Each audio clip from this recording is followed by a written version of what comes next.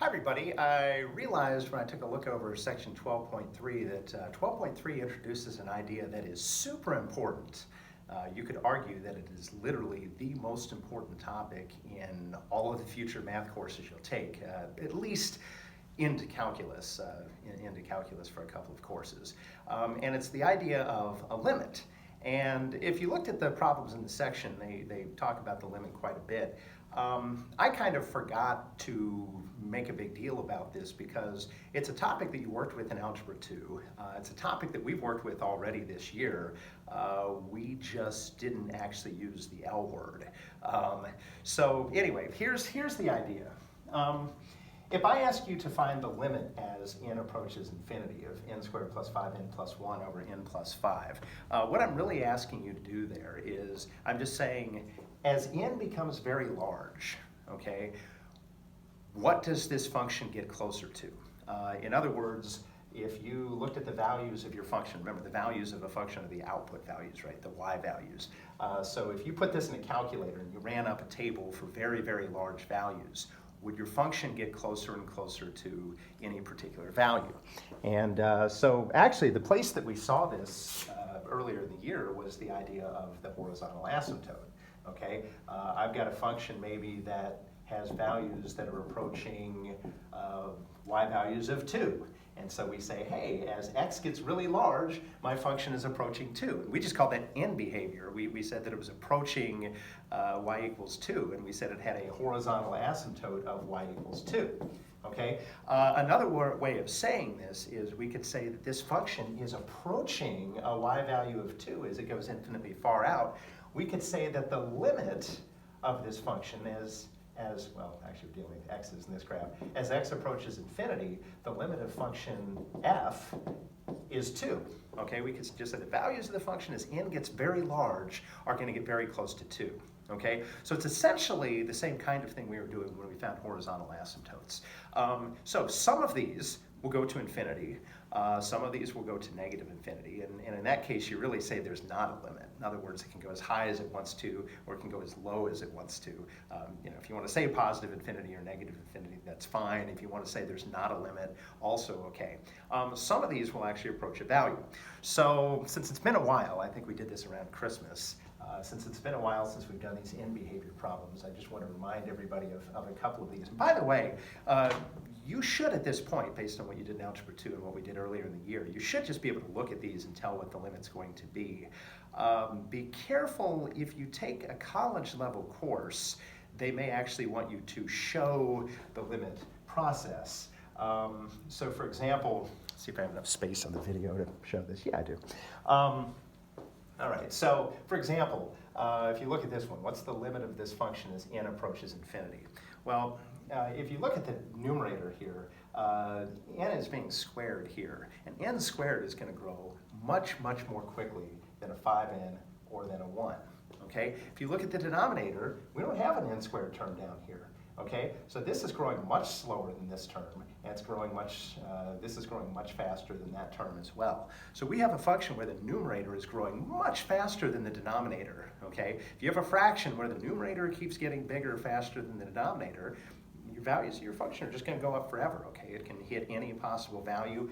We would say that this approaches positive infinity, or actually you could just say that there's not a limit, okay? In other words, it can go as high as it wants to, okay? I'm okay with either one of those answers.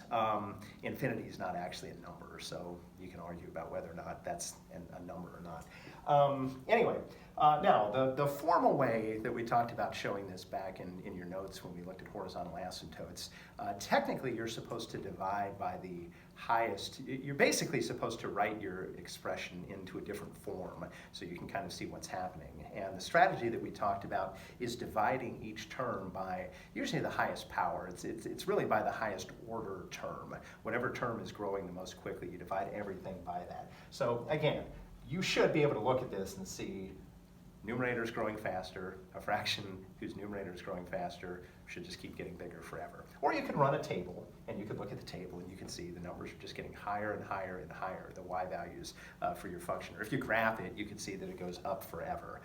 Any of those things would be fine. Just what happens to this function as n gets big. Heck, you can put big numbers in. Put 1,000 in for n and work it out. You'll get back a really big number, okay? Formally, the way you're supposed to show this is to divide by the highest power, or the highest order term. So really you're supposed to say, I've got n squared and I'm going to divide by n squared, right? I can divide all the terms by the same thing and I get an equivalent. And I have 5n and I'm going to divide by n squared. And I have 1 and I'm going to divide by n squared. And then I have n and I'm going to divide by n squared. And I have 5 and I'm going to divide by n squared. And what you can show here is basically what ends up happening here is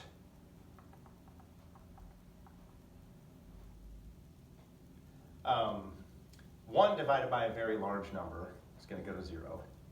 This is going to simplify to 5 over n. So 5 divided by a very large number will go to 0.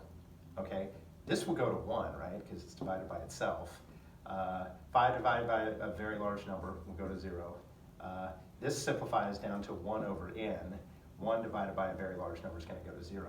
So in the end, this whole thing simplifies down to 1 over 0. Okay? If you think about it, 1 over 0 is undefined. Why is it undefined? We're really saying how many times does 0 go into 1? Okay? 0 goes in 1 infinitely many times. Okay? So we can say that that really is approaching infinity. In other words, this thing will go up forever. Okay? Now, I prefer just say, got a higher power in the numerator, let's go into infinity. Not showing all of this.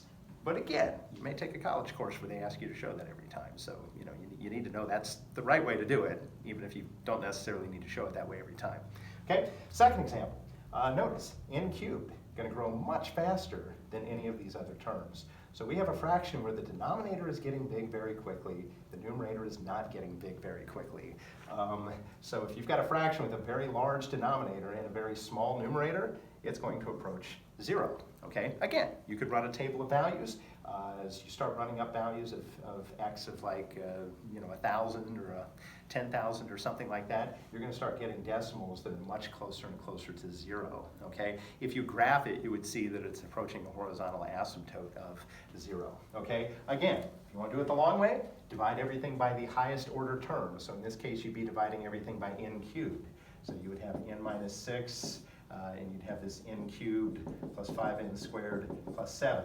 And you divide this by n cubed, and you divide that by n cubed, and that by n cubed, and that by n cubed, and that by n cubed. Okay? So this would simplify down to 1 over n squared. Okay? As n gets very large, 1 over a very large number goes to 0. 6 over a very large number cubed is going to approach 0. Okay? 7 over a very large number cubed is going to go to 0. This will simplify down to just 5 over n. 5 over a very large number will approach 0. Okay? This is going to approach 1. So the whole thing on top is going to approach 0. On the bottom, it's going to approach 1. 0 over 1, that's just equal to 0. Okay? So again, that's the more formal way of showing that. Okay? This one. Notice we have squared terms in the numerator and denominator. So this is going to grow much faster than any of this. We can kind of disregard these things. This is going to grow much faster than any of that. So again, sometimes this is called the principle of dominance. You can look at the highest order term in the numerator and denominator, and that's what's going to be driving things really, because it's going to override these things long term. So using the principle of dominance, you could really just look at the limit of this. N squared over n is going to approach 1. Okay, by the way, notice it's a 1n squared and 1n squared. It approaches 1 over 1, which is just 1. Okay, again, you can divide everything by n squared.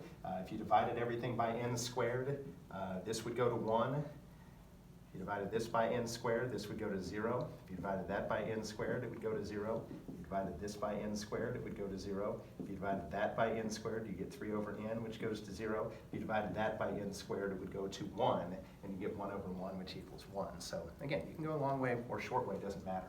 Okay? Same kind of thing here. Limit as n approaches infinity.